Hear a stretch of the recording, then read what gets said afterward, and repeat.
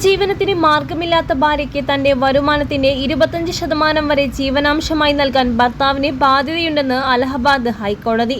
കുടുംബ കോടതി വിധിച്ച പ്രതിമാസ ജീവനാംശം കുറയ്ക്കണമെന്നാവശ്യപ്പെട്ട് ഭർത്താവ് സമർപ്പിച്ച ഹർജി തള്ളിയ ജസ്റ്റിസ് മദൻ പാൽ സിംഗിന്റെ സിംഗിൾ ബെഞ്ചിന്റേതാണ് സുപ്രധാനമായ ഉത്തരവ് എത്തിയിട്ടുള്ളത്.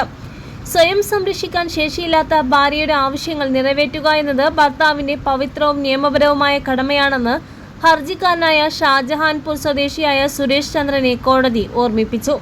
2003 ഭാര്യയ്ക്ക് പ്രതിമാസം 500 രൂപ ജീവനാംശം നൽകാൻ കുടുംബ കോടതി ഉത്തരവിട്ടിരുന്നു. ജീവിത ചെലവ് കണക്കിലെടുത്ത് ഈ തുക വർദ്ധിപ്പിക്കണമെന്നാവശ്യപ്പെട്ട് 2015 ഭാര്യ കോടതിയെ സമീപിച്ചു. ഇതിനെ തുടർന്ന് 2024 ജൂലൈയിൽ കുടുംബ കോടതി ജീവനാംശം 3000 രൂപയാക്കി. ഈ ഉത്തരവാണ് സുരേഷ് ചന്ദ്ര ചോദ്യം ചെയ്തത്. താൻ സാധാരണ തൊഴിലാളിയാണെന്നും തുച്ഛമായ വരുമാനം മാത്രമേ ഉള്ളൂ എന്നായിരുന്നു ഭർത്താവിന്റെ വാദം. എന്നാൽ ഹർജി തള്ളിയ കോടതി ഭർത്താവിന് ശാരീരിക വൈകല്യങ്ങളൊന്നുമില്ലെന്നും ആരോഗ്യവാനായ ഒരു വ്യക്തിക്ക് തന്റെ ഭാര്യയെ സംരക്ഷിക്കാനുള്ള ഉത്തരവാദിത്തത്തിൽ നിന്ന് ഒഴിഞ്ഞുമാറാൻ കഴിയില്ല എന്നും വ്യക്തമാക്കി. ഹർജിക്കാരൻ ഒരു തൊഴിലാളിയാണെങ്കിൽ പോലും പ്രതിദിനം കുറഞ്ഞത് 600 രൂപ, പ്രതിമാസം 18,000 രൂപ സമ്പാദിക്കാൻ ശേഷിയുള്ള ആളാണെന്ന് കോടതി വിലയിരുത്തി. സുപ്രീം കോടതിയുടെ മുൻ ഉത്തരവുകൾ പ്രകാരം വരുമാനത്തിന്റെ 25% വരെ ജീവനാംശമായി നൽകാവുന്നതാണ്.